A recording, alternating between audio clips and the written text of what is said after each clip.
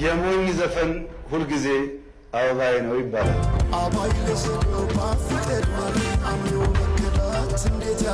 የሞኝ ዘፈን ምርጫ ሲደርስ መንግስት አረጋለሁ ካለ አታድርጉ ሰላም ህዝብማ መስኪን እኮ ነው። ምንም ፍራሽ በለው መሪዎቹ ነው መተኛት ያቃታቸው እንጂ ሲጠግቡ ማለት ይሄን ህዝብ ምን ትለዋለህ አንተ? የዚህ ሀገር ዜጋ ኢትዮጵያዊን አይደል? ምናልባት አዲስ አበባ አዶ ሸገሩ የሁሉ አይደል ወይ ሞላው ሀገሩ በፍቅር ጠርተው ከዳር እስከ ዳር መሃል ገቡና አቆሙን ከዳር ባቆዩት ሀገር ጀግኖች ባንድነት እንዴት ይገፋል ኢትዮጵያዊነት። ዝም ማለት ለበግም አልበጃት 12 ሆና አንድ ነብር ፈጃት። ያደመጣችሁት ዳስጣል የተሰኘው የቴዲ አፍሮ አዲስ ሙዚቃ ውስጥ የደመቁ የግጥም ስንኞች ናቸው። የሀገራችን ጠቅላይ ሚኒስትር ደግሞ የጀመርነው የብልጽግና ጉዞ በደም መሰረት ላይ የቆመ በመሆኑ ትናንሽ አጀንዳዎችና ጩኸቶች ሊያናውጡት አይችሉም በማለት ዳስጣል ካልጣልክ ለውጥ የለውም አይነት መልእክት በኢቢሲ በኩል አስተላልፈዋል። በ97ቱ ምርጫ ሰሞን ያስተሰርያል ብሎ ዘፍኖ የኢትዮጵያን በተለይ ደግሞ የአዲስ አበባን ምድር ያንቀጠቀጠው ቴዲ አፍሮ ዳግም ሀገር ሊያንቀጠቅጥ በሰባተኛው ምርጫዋ ዜማ ኢቶሪካ የተሰኘ አልበም በትላንትና ዕለት መልቀቁን ተከትሎ የሀገሪቱ ፖለቲካ ተቀጣጥሏል። ለወትሮ ቴዲ አፍሮን በመቃወም የምናውቀው ጀዋር መሐመድ አሁን የቴዲ አፍሮን አልበም ለመስማት እጅግ እንደጓጓ ገልጿል። አልበሙም የዓለም የዩቲዩብን ሪከርድ እየሰባበረ በመደመጥ ላይ ይገኛል። የመንግስት አፍ ነው የሚባለው ናትናኤል መኮንን በበኩሉ የቴዲን አልበም ሙሉውን ሰማሁት፣ እጅግ ምርጥ ዘፈኖች የታጨቁበት ነው። ፖለቲካ እንዲዘፍንላቸው ለሚጠብቁ ወገኖቻችን ለማስተዛዘኛ ዳስጣል የሚል አንድ ዘፈን ሰጥቷቸዋል። በዳስጣል ዘፈኑ ቴዲ ኢትዮጵያዊነት እንደሞተ ተናግሯል። ብሔርተኝነትን ኮንኗል። ይመቸው። የሐሳብ ነጻነት ለዘላለም ይኑር ይላሉ ፈረንሳዮች። በተረፈ ዘፈኖቹ አሪፍ ናቸው፣ እየገባችሁ አድምጧቸው ካለ በኋላ በፖለቲካው ሞክረ አልሳካ ሲል ቴዲ አፍሮ የሆነ ነገር ባለልኝ ብለ ተስፋ ታደርጋለህ። በጦርነትና በሐሰት ፕሮፓጋንዳ አልሆን ያለህን ፖለቲካ አንድ ሀገሩ ላይ ልጆቹን በሰላም የሚያሳድግ አርቲስት ላይ ተንጠልጥለ ልትሻገር ትፍጨረጨራለህ። ቴዲም የዋዛ አይደለም ሀገሬ ሙሽራዬ ነች ብሎ ፋይሉን ዘጋው። እንደው ምን ተሻለህ ወንድም አለም። ከሁሉም በላይ ያሳቀኝ ጀዋር ነው። ጃዌ የቴዲን ዘፈን በናፍቆት እየጠበቅኩ ነው አላለም። ዶክተር አብይ አፄ ኃይለሥላሴን ሐውልት ለምን ቤተ መንግስት ሰራ ብሎና አዳማ ላይ ኮንሰርት እንዳያደርግ ቦይኮት በማለት ሲቀውጠው የነበረ ሰውዬ በቴዲ አፍሮ ፍቅር ወደቀ። አጃይብ እኮ ነው። ሐሳዊው ኢትዮጵያዊም ሆነ ግብዙ ኢትዮጵያዊ እንደ ምጽአት ቀን ቴዲ አፍሮን ሲጠባበቅ ስታይ ከመሳቅ ውጪ ምን ትላለ? ጠቅላይ ሚኒስትር ዶክተር አብይ ሆይ ስንቱን እርቃኑን ሜዳ ላይ አሰጡት፣ አረርሶ ይችላሉ በማለት በቴዲ አፍሮና አርናቂዎቹ ላይ ተሳልቋል። ገና አልበሙ ሳይለቀቅ በፊት ጋዜጣዊ መግለጫ እንዳይሰጥ በመከልከሉ ከመንግስት ጋር ፍጥጫ የጀመረው ቴዎድሮስ ካሳሁን ገርማሞ በሰዓታት ውስጥ 1 ሚሊዮን እና ከዛ በላይ እይታዎችን ያገኙ ሙዚቃዎችን ለቋል። ዳስጣል፣ ጀንበር፣ ስምምነ፣ የጽዮን ሙሽራና የመሳሰሉ ዘፈኖች ውስጥ ያሉ ግጥሞቹ ከባድ ፖለቲካ ተሸክመዋል። በህዝብ ዘንድ ተወዳጅ የሆነው ቴዲ ህዝቡ በዝምታ መቀመጡን ወቅሶ ተነሱ የሀገራችንን ባንዲራ ከመሬት እናንሳት ሲል አቀንቅኗል። ዝም ማለት ለበግም አልበጃት 12 ሆና አንድ ነብር ፈጃት በሚል ዳስጣል ዘፈን ውስጥ ያልተባበረች ኢትዮጵያና ህዝቧ በጥቂት ሰዎች መዋጣቸውንና አንገት መድፋታቸውን ነገር ግን ዝምታቸው የሚያስቆጭ እንደሆነ የሚጠቁም ስንኝ ተደርጎ በብዙሃን ተተንትኗል። የአዲስ አበባን ወጣት ያስለቀሰውና ያነሳሳው የሙዚቃ ስንኝ ደግሞ እንዲህ ይላል። በፍቅር ጠርተው ከዳር እስከ ዳር መሃል ገቡና አቆሙን ከዳር። በልማት ተፈናቅለው እትብታቸው ከተቀበረችበት ሰፈር ተፈናቅለው የተነሱ የአዲስ አበባ ወጣቶች በእንባ አብረውት በማቀንቀን ቴዲ ሆይ እናመሰግንሃለን ብለውታል። ወይድ አንተ አትንገረኝ ማንነቷን መጣት ታስተምርም ልጅናቷን የምትለዋም ስንኝ ያዘለችው ፖለቲካ ጨቅላጻን አይደለም። ኢትዮጵያ የሚለው ቃል ካንደበቱ አይለይም የሚባልለት ቴዲ ኢትዮጵያ እንዲህ ናት እንዲህ ነበረች አትበሉ ምጥለናቷ ይሆንባቸዋል ሲል መናገር ለፈለገው አካል መልእክቱን አስተላልፏል። ምሰሶ ዘመመ ጣራውም ያፈሳል፣ ሀገር የሞተበት የቴዶ ያለቅሳል ይላል ቴዲ በአዲሱ ዘፈኑ። እናት ብትሞት በሀገር ይለቀሳል፣ አባት ቢሞት በሀገር ይለቀሳል፣ ሀገር የሞተችለት ወዴት ይደረሳል እንደሚባል ሁሉ ቴዲ ሀገር የሞታለች ኢቴጃ ለቅሳለው ባይሆን ልቤ ዳስን ጣል እያለ አንጎራግሯል። ወትሮም ከመንግስት ጋር ጥሩ ግንኙነት የማይኖረው ቴዲ ከኢሃዲግ እስከ ብልጽግና የህዝብ ድምጽ በመሆን አገልግሏል ይሉለታል።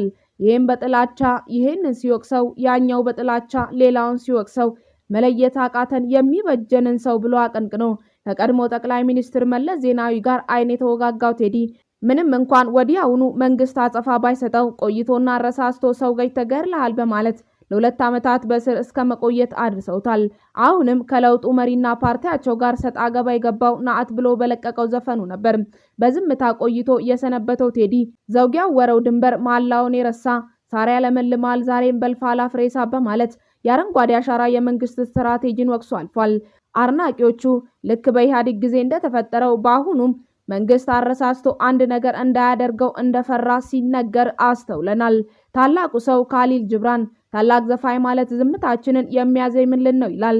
ቴዲንም በሰፊው ህዝብ ተወዳጅ እንዲሆን ያገዘው ሰው በሩን ዘግቶ የሚያግሮመርምበትን አጀንዳ በአደባባይ ስለሚተነፍስለት ነው።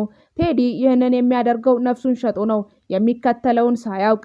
አንዳንዶች ደግሞ ከቴዲ አፍሮ ጋር የግል ጥላቻ ባይኖርብንም ኢትዮጵያ እያለ የሚያቀነቅነው የአንድ ብሔር ማንነት እንጂ አካታች የሆነች ኢትዮጵያን አይደለም፣ ሊጨፈልቀን ይፈልጋል፣ ብዙሃኑን እኩል የምታከብር ኢትዮጵያን መገንባት አይፈልግም በማለት ይነቅፉታል።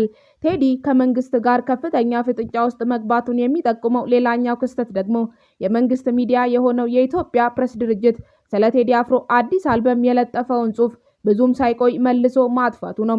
ከቴዲ አፍሮ ጋር እንደ ጠላት የሚያስተያዩቸው ታላቁ የኦሮምኛ ዘፋኝ ሃጫሉ ሁንዴሳ በአንድ ወቅት ቴዲ ለሙዚቃ የተሰጠ ሙዚቃን የሚያከብር ሰው ነው ሲል መስክሮለታል።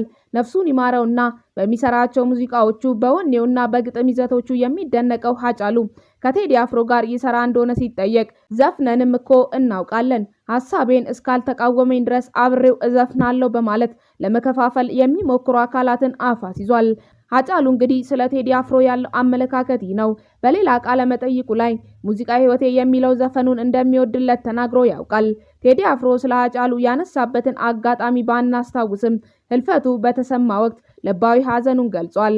እነዚህ ሁለት ድምፃውያን የሀገሪቷ ፖለቲካ ላይ ዳንኪራ ረግጠው ማርሽ መቀየር የቻሉ ናቸው። የቴዲ አፍሮ ያስተሰርያል ዘፈኑ የ97ቱ ምርጫ ሳውንድ ትራክ ወይንም ማጀቢያ ሙዚቃ ተደርጎ ሲቆጠር የሃጫሉ ማለንጅራና ጌረርሳዎቹ ከለውጡ መሪ ግንባር ቀደም ተደርጎ ለሚቆጠረው የቄሮ ትግል እንደ ማጀቢያ ሙዚቃነት አገልግለዋል። የህዝብን ቁስል ለማከክ ሙዚቃን ጥፍር አድርገው ሁለቱም ተጠቅመውባታል።